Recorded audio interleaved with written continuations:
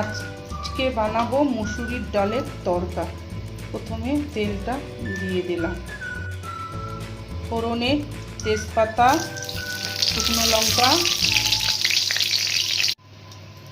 ফোড়ন হয়ে গেছে। এখন পেঁয়াজ দিয়ে দিব। এখন রসুন, কাঁচা লঙ্কা দিয়ে দিলাম। এখন এটাকে ভালো করে ভাজতে হবে।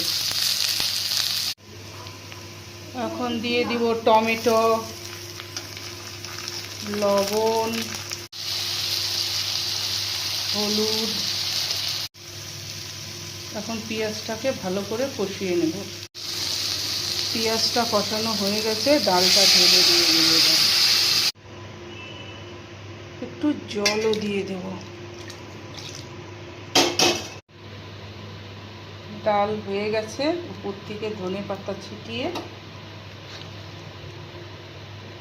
নামিয়ে নেব।